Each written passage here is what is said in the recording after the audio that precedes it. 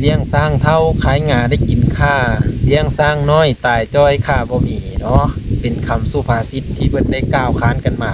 ผู้เฒ่าก็ต้องมักเด็กน้อยอยู่แล้วหรือคันเพิ่นบ่มักก็คือสายมิงสายแหน่เพิ่นพี่น้องเอ้ยเนาะบ่มีไผที่บ่อยากได้ดอกเนาะมักผู้เฒ่าเบิ่งแยงผู้เฒ่าเนาะฮักแพงผู้เฒ่าเนาะเลี้ยงดูผู้เฒ่าได้บุญหลายพี่น้องก็เป็นบุญของสาวผู้นี้เนาะอายุเพิ่น18 ปีเพิ่นได้ผัวอายุ69 ปีเนาะพบฮักครั้งใหม่ของพ่อตู้บ่าวบ้างขอบพระคุณ FC ที่ติดตามเป็นกำลังใจให้บ่าวบ้างในช่อง YouTube ช่องนี้เนาะก็คือบ่าวบ้างขอคนละ1กำลังแห่งใจเนาะเพื่อให้สมงผ่านเนาะแล้วก็เป็นกำลังใจให้พ่อตู้เพิ่นเด้ออายุ69 ปีขอให้ฮักครั้งนี้เป็นฮักครั้งใหม่แล้วก็ยืนยาวบ่าวบ้างจะติดตามเบิ่งชีวิตของเจ้าเด้อพ่อตู้เด้อเนาะขออนุญาตคลิปวิดีโอมาแชร์ประสบการณ์หรือว่ามาให้ FC ของบ่าวบ้างได้เบิ่งได้ชมไปนำกันเนาะเป็นจังได๋ก็ฝากติดตามและเป็นกำลังใจให้บ่าวบ้างเบิ่งชมคลิปวิดีโอแล้วสามารถคอมเมนต์แสดงความคิดเห็นได้เด้อทุกท่านเด้อขอบพระคุณครับเป็นจังได๋ก็ไปติดตามเบิ่งวิดีโอยาวๆนำกันเลยทุกคน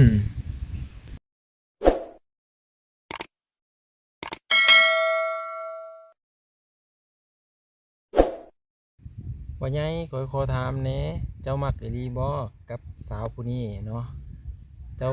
อยากฝากอีกยังแน่กับท่านผู้ชมทุกท่านที่มาเห็นคลิปวิดีโอนี้ว่าเจ้าได้พบหักครั้งใหม่แล้วเราจะเรื่องน้องมินตาเนี่ยขอให้ทุกคนเข้าใจว่าเฮามักผู้นี้เนาะผู้นี้สิเอาบ่ให้เว้าเรื่องโลโลเล่ๆไปบ่ว่าน้อง14สิตัวบ่ว่าน้อง15สิตัวบ่ต้องว่ามาอยู่กับใจคอยมักชีวิตของคอยมักนั้นคอยต้องเฮ็ดถึงสิเป็นหยังก็อย่าตายมื้ออื่นนี่คอยก็สู้ไปมีไผฆ่าตายก็ยอมอยู่เมืองอเมริกาคนดีๆนะมีกินมีอยู่ยังสิมาตายอยู่ดิเดี๋ยวนี้สิมาปักชีวิตกับน้องนี่ขอโทษน้องเอ้ยฮักเอาอ้ายไว้ซะที่อ้ายขึ้นไปก็ยังว่าฮักเราหลายสิเอา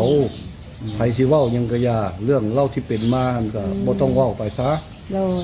ให้คิดเอาความดีๆเว้าความดีๆบ่ให้คอมเมนต์เว้าความบ่ดีแต่ละคนสิเว้าออกนี่ให้คิดคันผู้น่าถ้าหากเว้าน่ะระวังเว้นกรรมน้ำปากเจ้าใดจะเว้าความบ่ถึกน่ะก็เท่านี้นะเรื่องมันน่ะก็ถือว่าอยากให้เข้าใจน้องนี่เข้าใจแล้วบ่เว้าให้น้องผู้นี้ให้เราเสียใจเราบ่ฮู้จักหยังเดี๋ยวนี้น่ะให้เข้าใจเราแล้วเราก็สิเข้าใจค่อยแล้วก็ปรับปรุงเข้ากันคือเก่าเดี๋ยวนี้ยังเครียดอยู่หั่นค่อยคุยกันเนาะยังเครียดอยู่เพิ่นก็ได้เขียนได้ให้กับเจ้าอยู่บ่พ่อใหญ่เนาะหลังจากที่เจ้าได้ออกคลิปไปหั่นนะเครียดหลายว่าอ้ายไปออกนี่เขาออกแล้วเขาเว้าใส่น้องหลายแล้วน้องเสียใจเดี๋ยวนี้นะอ้ายเอ้ยคือเห็นแนวนั้นเขาจังคอยมาปรับใจให้เข้าใจนั่นแหละทุกคนเข้าใจเราบ่เว้าให้เราคิดไปแนวนั้นว่าผู้สาวซ้ำน้อยแห่งสิตัวดีมันไปเรื่องไปจังซั่นก็จังคอยออกอันนี้ให้ฮู้นี่ล่ะอยากให้โลกนี่ฮู้จักมีป้ายถือไว้เด้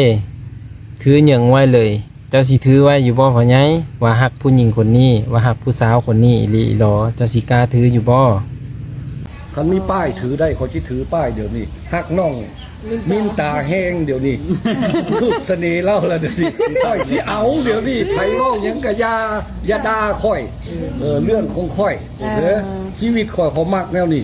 อย่าว่าตู้นี่มามักสาวน้อยอย่าเว้าเป็นได้ก็อย่าเรื่องอนาคตเนาะคอยไปตามอนาคตเนาะเจ้าสิเอาไผก็อย่าเพราะว่าเฮาคิดดีได้แม่นบ่คิดดีแล้วเฮาคิดดีได้เฮาจังได้ออกมาเว้าเนาะเฮาคิดว่ามาเอาเฮาก็สิให้เขาเบิ่งแยงเฮาไปซ้ำได้ซ้ำนึงคันเขาทิ่มเฮาเขาก็บ่ยากบ่นักบ่หนาเงินเขาก็มีกินเขาไปอเมริกาก็ได้เพราะคนอเมริกาเขาบ่มีทิมข่อยเขามีเงินกินอยู่ตลอดเขาไปนอนอยู่ลูกเต้าอยู่อเมริกาก็ยังอยู่เนาะโอ้สบายเพราะเป็นคนอเมริกาก็ยังว่าโดยก็บอกให้น้องมินตาอยู่ยาอะไรอย่าทิมอ้ายได้คืออ้ายมานี่อ้ายวังแบบว่ามายืมน้องได้เนาะโอ้ยผู้ใดก็ยาคันใดเพราะว่าน้องมินตายัดทิมอ้ายได้อ้ายเว้ากับน้องรับเรียกเขาตลอดชีวิตเพราะอ้ายตั้งใจมาหาน้องโดยเฉพาะได้เนาะก็ยังว่าความดีอย่าป้าไปถิ่มน้องอันอ้ายเพิ่นได้มินตาเอ้ยเนาะ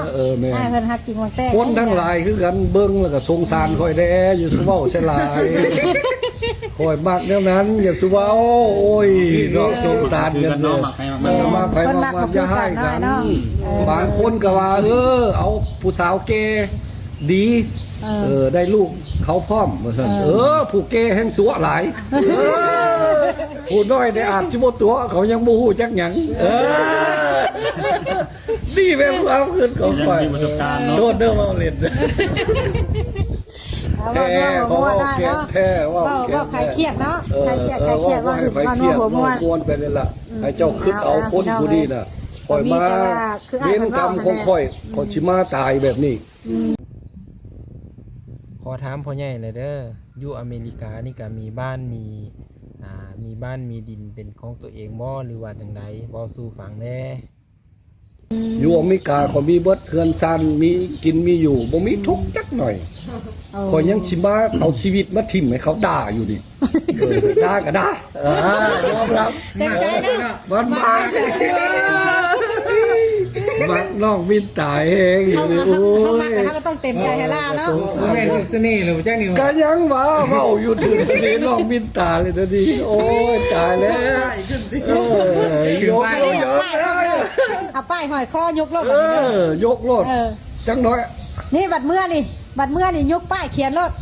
ไปหาเล่ารถเนาะ แม่ไปหาเล่าเขียนป้ายยกเลยว่าทักน้องมินตาเด้อฝ่ายย่อยอะไรก็ยากกว่าทักมินตา เอาบ่น้องเจ้อ้ายเห็นนั่นบ่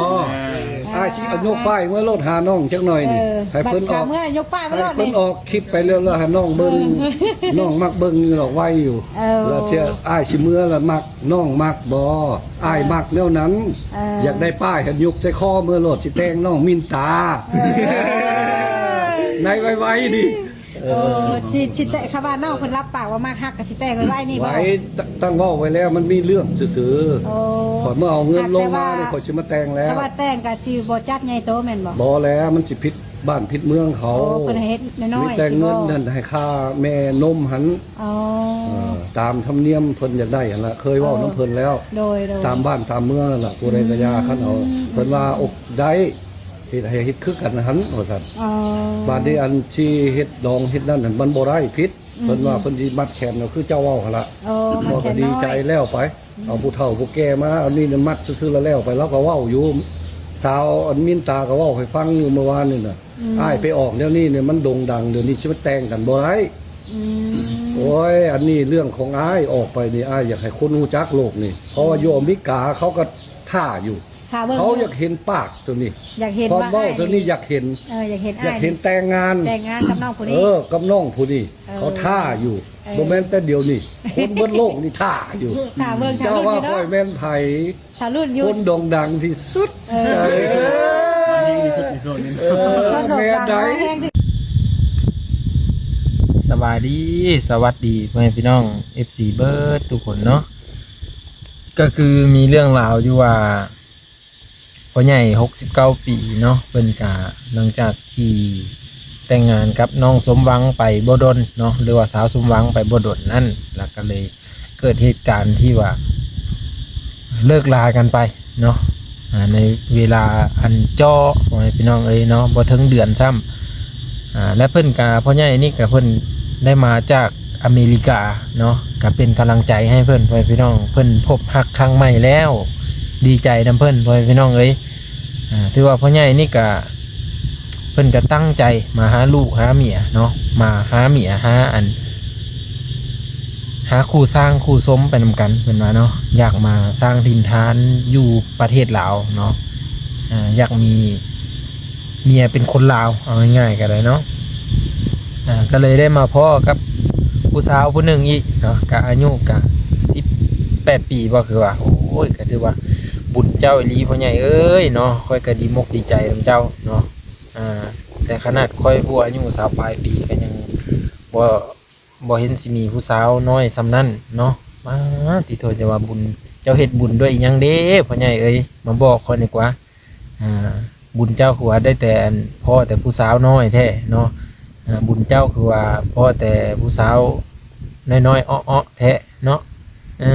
พ่อให้พี่น้องมีความคิดเห็นจังไดแน่เนาะถือว่าพ่อใหญ่นี่เพิ่นก็มาแต่อเมริกาเด้เนาะมาไกลพ่อให้พี่น้องคนที่ไปอเมริกานี่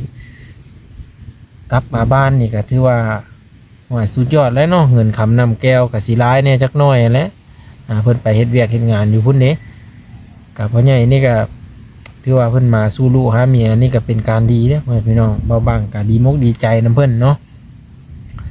ที่เพิ่นจะได้เป็นฟังเป็นฟ้าจะได้มีเมียอีกแล้วพี่น้องเอ้ยเนาะแบบว่าเฮ็ดให้สาวโลกนี้ห้องว้าวเลยก็ว่าได้เนาะเพราะว่าเพิ่นที่เสียเงินไปจากการแต่งดองครั้งที่แล้วนี่ก็บ่น้อยพี่น้องเอ้ยเนาะแล้วก็แต่งดองครั้งนี้นี่ก็จะแต่งอีกนะแต่ว่าสิใหญ่โตมโหฬารบ่หรือว่าจังไดเนาะก็มาเบิ่งนำกันอีกถือว่าสาวผู้นี้ก็เป็นคนที่โชคดีเด้พี่น้องเอ้ยเนาะ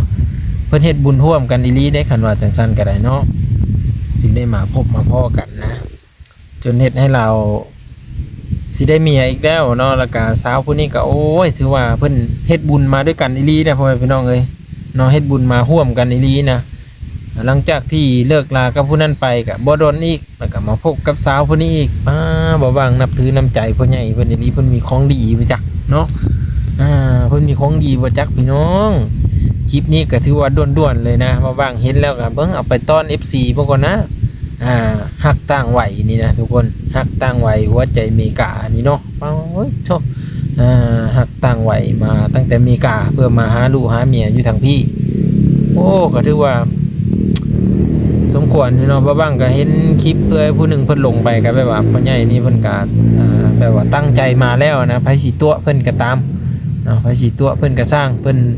ยอมรับที่จะให้ตัวเพิ่นว่าเนาะแต่ว่าเพิ่นก็ได้ฮักคนนี้ไปแล้วเพิ่นว่าเนาะว่าบ่ว่างเห็นแล้วก็นั่นแหละดีมกดีใจว่าพี่น้องเอ้ยดีใจจนแบบว่าหาที่เปรียบปานบ่ได้นะมันแบบว่าไวสุดๆเลยเนาะหลังจากที่เพิ่นเลิกกับผู้นี้มาปุ๊บเพิ่นก็มาฮักกับผู้นี้ปั๊บถือว่าไวสุดๆเลยเนาะก็ขอให้เพิ่นเป็นคู่สร้างคู่สมกันขอให้เพิ่นเป็นคู่ผัวเมียที่เจริญรุ่งเรืองเนาะเพิ่นได้ฮักกันแล้วได้แต่งงานกันแล้วก็ขอให้มีลูกเต็มบ้านล้านเต็มเหือนเนาะขอให้พ่อใหญ่มีอายุมั่นยืนเนาะแล้วก็สร้างสาครอบครัวไปดนๆยาวๆเฮาก็มารอเบิ่งนำกันเนาะเพราะว่าฮักครั้งนี้ของเพิ่นก็อยู่ที่ประเทศลาวนี่เป็นครั้งที่2บ่ที่ว่ามีผู้สาวน้อยๆนี่นะพี่น้องเอ้ยรุ่นล้านก็ว่าได้เนาะพอ18ปีพ่อใหญ่ก็69ปีแล้วเด้ถือว่าพ่อใหญ่เพิ่นก็สร้างบุญมาหลายเลยแหละเนาะเบิ่งเพิ่นก็ได้ก็เงินคำเป็นของนอกกายคือเพิ่นว่าอะไรพ่อพี่น้องบ่ตายหาใหม่ได้แต่ว่าน้ำจิตน้ำใจนี่มันก็สูงส่งพ่อพี่น้องเอ้ยเนาะคือกันกับพ่อพี่น้อง FC นี่แหละเนาะท่านผู้ชมนี่ที่มาเห็นคลิปวิดีโอนี่นะเราบ้างก็ดีมกดีใจหลายที่ได้เอาคลิปเพิ่นมานี่ก็เพื่อมา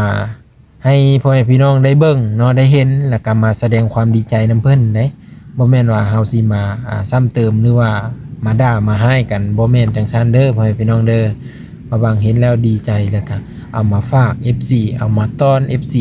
ให้ได้เห็นนำกันเนาะบ่บางเห็นแล้วก็ว่าดีโตถือว่าพ่อใหญ่นี่ก็บุญหลายเนาะบุญหลายสายยาวก็ว่าได้พ่อแม่พี่น้องบุญหลายสายยาวและมาแต่อเมริกาพุ่นว่าสิมาแต่งกับผู้นี้แท้ๆว่าสิมาอยู่นำผู้นี้แท้ๆแล้วก็โชคชะตาวาสนาก็ได้พลิกผันมาหาอีกสาวคนหนึ่งในเวลาที่บ่ดนคือกันเนาะมาบ้างก็เบิ่งคลิปไปนำแน่แล้วกันอยากให้พ่อแม่พี่น้องได้เบิ่งได้เห็นนำกันอีกเนาะว่าจะเป็นจังไดเนาะถือว่าพ่อใหญ่เพิ่นก็ดวงดีหั่นแหละเนาะดวงดีแล้วก็คือเพิ่นเนาะหั่นแหละเลี้ยงสร้างเท่าขายงาได้กินข้าเลี้ยงสร้างน้อยตายจ้อยข้าบ่มีเพิ่นว่าสุภาษิตเนาะแต่บ่ฮู้ว่าสุภาษิตอยู่ไทยนี่จะเป็นแนวใดเนาะก็มาว่าสู่ผักในเด้อพี่น้องเด้อมาคอมเมนต์ใต้คลิปเอาบ้างนี่แหละเนาะบ่บ้างก็อยากฮู้คือกันอยากเห็นคือกันเนาะแต่ว่าบ่ได้เจอตัวเพิ่นเป็นๆเนาะพี่น้องคันได้มีโอกาสมีเวลาก็สิไปเห็นเพิ่นอยู่เนาะเห็นช่องเบาบี้ก็ถ่ายลงอยู่พี่น้องเอ้ยเนาะก็คือเพิ่นก็น่าจะอยู่แถวเซโนบ่หรือว่าจังได๋แหละเนาะจังว่าเขาเบาบี้ก็อยู่ใกล้นะก็รอเบิ่งนำกันอีกทุกคนเด้ พ่อใหญ่นี่ก็เอาเป็นสุดยอดอีหลีนะเอาตรงๆเพิ่นสุดยอดอีหลีสุดยอดก็คือสุดยอดในการที่ว่าหาลูกหาเมียของเพิ่นนี่ถือว่าเร็วมากเลยนะเร็วเนาะแล้วก็ไวนะทางลาวเอิ้นว่าไวเนาะเร็วสมควรเนาะบ่ดนเพิ่นก็มีฮักข้างใหม่เข้ามาอีกเนาะอายุ18ปีนี่ถือว่า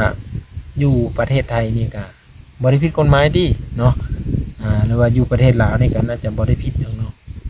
พอ18ปีนี่มันใหญ่แล้วนะทุกคนมันวิทย์จากภาวะเพิ่นนิติภาวะเพิ่นบรรลุนิติภาวะบอกเพิ่นเนาะกฎหมายก็คือต่ำกว่า18ปีน่าจะมีกฎหมายอยู่ตอนนี้เนาะแต่ว่าสูงกว่านั้นก็สามารถแต่งงานสามารถกินดองได้นะนี่ก็น่าจะเป็นแบบสั้นทุกคนเลยมาเห็นคลิปนี้แล้วก็ดีมกดีใจเนาะวิดีโอหน้าพบกันใหม่คลิปนี้กดไลค์กดแชร์ให้เบาบ้างเป็นกำลังใจให้เบาบ้างเด้อทุกคนเด้อเนาะคลิปนี้ก็คือเป็นช่องใหม่เนาะก็คือวิถีชีวิตเบาบ้างเนาะวิถีชีวิตบ้านๆนั่นแหละทุกคนเนาะเบาบ้างจะเห็นอีหยังเบาบ้างก็จะถ่ายลงไปให้พ่อพี่น้องได้เบิ่งนำกันเนาะเพราะว่ามันเป็นช่องสำรองก็ว่าได้เนาะยันช่องตัวนั้นปิวเนาะก็เพื่อเฮ็ดช่องตัวนี้ขึ้นมาอีกนะช่องตัวนี้ก็เคยเฮ็ดไปแล้วแหละเนาะแต่ว่าอยากกลับขึ้นมาอีกคิดฮอดพ่อพี่น้องป้าลุงที่อยู่ทางนี้เนาะบ่ค่อยมีทุนอีหยังก็อยู่ลาวก็ซะแบบว่าอยากเฮ็ด YouTube นี่แหละทุกคนเลยเนาะให้มี FC ได้เบิ่งพอได้มีรายได้เนาะเข้ามาในช่องทางนี้เนาะก็สิเฮ็ดแนวอื่นก็บ่มีความสามารถบ่มีความรู้แล้วก็เลยว่าอยากฝากพ่อแม่พี่น้องกดติดตามเป็นกำลังใจรับชมเบิ่งวิดีโอให้เบาบ้างให้ผ่านไวๆยังแต่ชั่วโมงพ่อแม่พี่น้องชั่วโมงฮะก็ได้ 1,000 เนาะกันยังอีก 4,000 ชั่วโมงเบาบ้างก็สิให้เพิ่นผู้รู้จักเรื่อง YouTube ให้เพิ่นกรอกข้อมูลอีหยังต่างๆให้เบาบ้างก็บ่กล้าเฮ็ดเองทุกคนอย่ามันผิดพลาดเนาะผิดพลาดมาแล้วแก้ไขยากทุกคนเลยเนาะจะได้ก็ขอบพระคุณครับ